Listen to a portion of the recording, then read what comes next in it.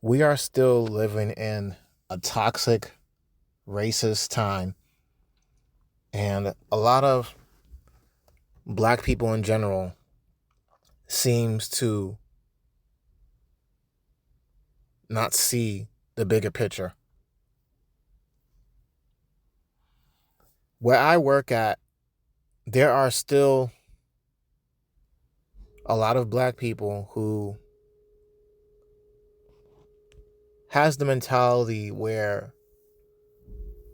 it's no, and this is no throwing shots at nobody, but they have a certain mentality where if you're not hood enough or you don't act ghetto or act a certain way, then you must not be from the hood. You must be from a white state or something. I've had cases where, of course, I don't take offense to it when people called me nicknames like Clark Kent. It looks like I don't belong here. I could go somewhere in life, and it's very true. This video is dedicated for a lot of smart black people that actually sees value somewhere in being around a diverse community. Why you think in my past videos, and some of them, right, I spoke about major cities so much. I grew up in a major city. Straight out from Brooklyn, New York. And the most racism I've ever encountered in my life is when I moved to South Carolina. One of the first experiences that I faced from racism was upstate New York, like Johnson City, New York, Binghamton, New York, like upstate New York, like some of those parts. I was first residing in Johnson City, New York, and I tell you, majority of the crowd is nothing but white people. I noticed for the minorities like the Chinese, Vietnamese, Asians, Indians, other black people, Hispanics, they were all cool with me. And there were some white people that were brought up around that and they worked around that. They were cool with me too. And I had to put two and two together. Black people like myself and black people that actually has a mindset and they're level-headed to be like, you know what, I could see myself growing somewhere. We just do better in a diverse environment. We do better in diverse states. And states where there's more of us that are successful. Because the sad reality is that what's the first thing other people thinks of black people when they think of a black neighborhood? The hood. You think of a rundown hood, the ghetto, cops is always showing up, many cases. There's people playing dice on the streets. There's a group of Pookies and Ray Rays wandering around in the street corners, hanging out in front of the corner stores or the bodegas, sagging their pants. You see some black dudes wearing the Jordans, pants sagging, got a do-rag on, grills in his teeth. Some of them will be Crips or Bloods, gang members. Someone would just look for trouble, look for somebody to rob or get jumped. For the women, there would be into men like this. They would also be jumping on women as well, or other girls that they find jealous. They would be ghetto and ratchet themselves. And this is part of the American black culture, because black people outside of America, you have the people from Africa, like the Nigerians, the Kenyans, black people from different parts of the world. Not the UK, because the UK is just as bad as America. I'm talking about black people from different parts of the world that doesn't have that mindset. Especially Haitians. The reason why they carry themselves with pride and exclude themselves from being black or associated with black Americans, it's because of everything that I said. The negative stereotypes that, of course, segregation and the violence towards black people pushed the culture of black people in that direction. I understand the history of neighborhoods that was destroyed, that was owned by a lot of black people. I understand many stores and things that was owned by a lot of black people back then in the early 1900s. I understand the history. Okay? There's a history behind how the ghetto was created, and then, of course, the elites and the people in charge of the music industry, they take people that they could use as an image of black people to say that this is what a black man is supposed to be. This is what a black woman is supposed to be. The rapper, the baller, moneymaker, the scammer, the drug dealer. And you have the women, baby moms, ghetto, ratchet, cursing, loud, aggressive. And black men, in a sense, exact same thing. This is what they've been pushing in the music industry today. And this has become acceptable. This has become normal. And I find it offensive where when I was in certain encounters in certain situations, there were some white people that would talk to me as if I'm like that. Like all of a sudden, when they see a black customer, like myself, yo, what's up, dog? They would say stuff like that, and I'm just sitting there like, what in the world? That is crazy if you think that I'm the exact same way. I am not in that same boat as other black people. This is not to say that I'm better than black people like that. It's just that I am not a product of my own environment. I grew up around the environment. I'm from that environment, but I'm not a product of that environment. And this is not to say that I'm better than most black people. I just hold myself to a higher standard to act civilized, have class, and act like a human being, because this is how a lot of black people act back then during the times of a lot of racism and segregation. The early 1900s, in the 1910s, 20s, 30s, 40s, 50s. Look how together black people was. We were actually a community. I know it's been a very long time since I last made a video about saying how, like, oh, I'm not going to really make videos about talking about the black community anymore, how the black community talking about it is a waste of time. It really is. But in general, we as black people, the ones that actually have a level-headed mindset, they got something to lose. You have something to lose. And you want to make it? You're not going to do good in the states made for Brad and Becky. I'm talking about states like Virginia, Idaho,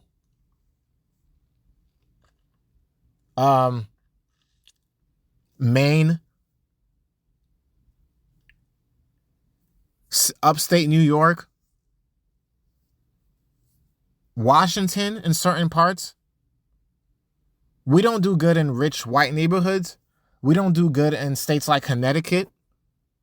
We don't do good in any of these states because racism is still alive and well. So if a lot of white people, and of course the government in general in some of these states, if they're a part of the problem and they want to support the idea of systematic racism and racism towards the minorities, especially black people, then they could keep the states to themselves. Let those states rot. That's the reason why a lot of also people, I'm not trying to be funny, a lot of the younger generations today are moving out of a lot of these states because they want more opportunities, A lot of these states does not have much to offer. And it's sad and pathetic that I live in South Carolina and there are still people who are straight up racist. We're in 2024 and people are still racist towards you, like, why are you here? You don't belong here. No, you're just going to have to suck it up and deal with it, because I have every right to work just as much as you. Even if you carry yourself a certain way as a black man or a black woman, there are just some individuals out there who can't stand that, because they believe that in their right pee-wee mindset or their brain, their low IQ mindset, that you are beneath them. No, you're not. You're just as human just as them. I only had a few occasions, and I have a few co-workers at my job, most of them to say the least. The ones that are white that I interact with on a daily basis when I'm going to work, they're very cool with me. And they're cool with other black people as well. South Carolina has a racist history. Yes, racism is taught. Racism is passed down. And I believe in the spirituality and the spiritual realm, where there's terms where people could say things like, oh, it's in her blood, that's the reason why she's racist, or it's in his blood, that's the reason why he's racist, or it's in white people's blood and nature to be racist. I only believe it to be the case and only apply to those individuals that was taught racism. They became racist through trauma and experience with a bad bunch of black people. Cases like that happens as well. And those who has that spirit attached to them because of family trauma and those demons that they're facing was not taken care of from the past generations. I believe in stuff like that as well. I believe in generational curses. I do agree with that. Some of the problems that our great-great-grandfathers or ancestors may have, it may carry on to some other people or some of us. We only are successful as far as we could go, the way we carry ourselves, and where we are in life and what state we live in. It's like there's a hierarchy of how high they want certain minorities or groups to get. Yes, there's black doctors out there. Yes, there's a such thing as black astronauts. There's a lot of black people who has made a name for themselves. We just don't do good in general in many states where a lot of white people are accepted. But a lot of those states, which I don't really care, are dead end. And we don't do good in those states either. Most states, majority in America, suburban states in this country, we don't exceed. And if we do exceed, if it's not that we exceed, it's that systematic racism is still in place, because the corporations, they could judge you based off your own name alone. Jamal, Taquan, Keisha, Moesha, Tyrone. They see that name from the application. They're like, oh, I don't want that type of person working for my job, working for my company, working for my corporation. Even hospitals, you could be a black nurse, and majority of people at that hospital are white. You would feel uncomfortable. And it's not that you can't help it. It's just that a lot of white people in general in America, they weren't taught to be welcoming to minorities. And this is America. We're supposed to be a united, free country, free of racism. But individuals does not make that the case. So what do you do as a smart black individual? Go where you're celebrated. New York City, New Jersey, Pennsylvania, Maryland, California, Texas, places where it's predominantly black people. Even if we're not the majority and we're just really common, you feel more welcomed. I felt more welcomed from people who are white, Hispanic, when they lived in a diverse community. Especially if it's a black community where the black people got their own money, their own car. They're not checking you out. They're not looking to rob you. They're not envious of you. They carry themselves in a different light. They carry themselves with class, with respect. Like they got it together. Like they don't need what you got. Because they already made it. They're content with where they're at. They're humble and they're successful. That's the type of gold. That's the type of gold that black people in America should aim for. The white man is not going to hold you back. That only applies in certain situations, areas, and states that you choose to move in or where you choose to live in. Just point blank. If you know there's a country or a state that is known to have so much racism and there's a small pool and percentage of black people, would you want to move to that place? Or would you want to move to that state? Or would you be like, you know what, let me just deal with where I'm at right now, save my money, and go somewhere else where there's more of my own that is in a good area, or I'm in a diverse community, a diverse population. This is what I grew up to see. Diversity. There's nothing wrong with diversity, and there's nothing wrong with successful black people. The only black people who I can never get along with is the ones that are very ignorant, not able-bodied to do much for themselves, the bums to society. It does not matter the color, complexion, skin, or race. If you're a bum, you're not about being successful or having a better quality of life, you're still a bum to me in my eyes. You're a bum. All these baby daddies, the dudes that is impregnating 3, 4, 5 different baby moms. This is what they associate with success as a black man. The black stereotype. Either we're that, we're ballers, drug dealers.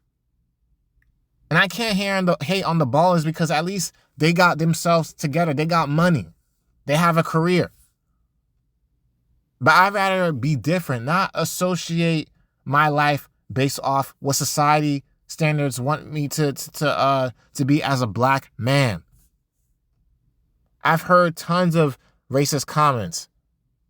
I've heard tons of cases that's happened to me. Tons of cases that I heard from other people and things that has happened to me that I've experienced. It's just a lot of Pookies and Ray Rays, Keishas. A lot of ignorant black people has made it harder for other black people that just wants to get by. That just wants the job of being a nurse or a doctor, a plumber, electrician, certain careers. Go where you're celebrated. Do your research on the areas that you're planning to move to. Do your research on the jobs that you're planning to apply to.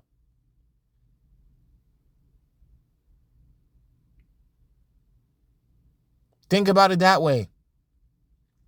You have to move smart out here as a black person, black man, black woman. I'm talking to you. You have to move smart out here. This is coming from a man who's been born and raised from Brooklyn, New York, straight from Brooklyn. Grew up in Brooklyn, born and raised. Brooklyn, New York City for over 20 years. I moved out when I was like 23, 24. Right after I gotten married and I had my first child. That's when I ended up moving out months later. I made mistakes and my errors. Same for my wife with decisions that we made together and our few moves. But we learned our lessons along the way. And we found out what works better for us. How we've gotten jealous stares, even if we don't even got much and we're poor. Because of how the way that we carry ourselves, that we're not the stereotype of what society or many people sees black people to be. Because we're not a stereotype, we got haters. It's sad when you hear other individuals from different races say things like, oh, you're different from other black people. You're not like other black people. I notice you're very different. Because they're not used to seeing that. It's a breath of fresh air. It's a breath of fresh air. We are only celebrated around a diverse community, and that's where we truly can live up to our highest potential, especially being around our own people that are successful and are level-headed. My dad introduced me to a different light when I was a lot younger. The time when he drove me down to Maryland, that's where he currently resides and lives in right now. The state of Maryland, beautiful state. The weeks that I've always spent time with him, I love the sense of diversity, and the neighborhood that he used to live in, the black people, they were well dressed, well mannered, and they had themselves together. They had money. I want to be around that. A sense of diversity, or just people who has a level-headed mind. And unfortunately, this is how it is. This is the reality. We do a lot better around a diverse group, and we do a lot better around black people who has something to lose. From my experience, this is what I've been seeing. This is what I've been noticing. And I'm in my early 30s. Just keeping it real with all of you. This is the truth. And this is facts. God be my helper. Because God comes first as well in the end of the day. I'm not believing in all that ancestor worshiping stuff and all that garbage, okay? We're not the chosen people also. I'm sorry, I have to put that in there too to humble some black people. We're all human beings. I want to be treated as such. I want to be treated like I'm equal. No matter the race, no matter the color. We all bleed the same. We're all going to die the same. But in all reality, the spirit of racism, all these demons that love racist white people, and it's not just white people. There's Hispanics that are from my experience can be racist, but it's very rare. A lot of Chinese people I've experienced racism from. But most of the racism that I've ever had in my life was from white people. And not all of them, but I've had a lot of encounters. And not all of them are the same. Go to a community where you have a sense of belonging, where you're at peace, and work hard for it as well. Work hard for that dream. Work hard for it. A lot of things is not ever promised. I don't know what could happen 20, 30 years from now with the world. Only God may know the answer to that. But where I'm at right now, the time that I have, I want to work towards my goals. And I pray that God be my helper.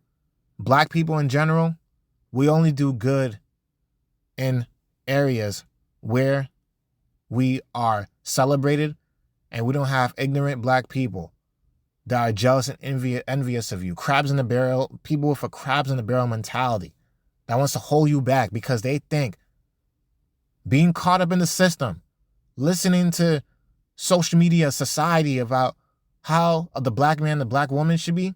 They got caught up in that, so they think that you are better off being a bum or staying in the same area where you're at. You're not supposed to be a dreamer. You're not supposed to be a winner. You're supposed to be a loser in their eyes. Leave and get away from those type of people. You are better than that.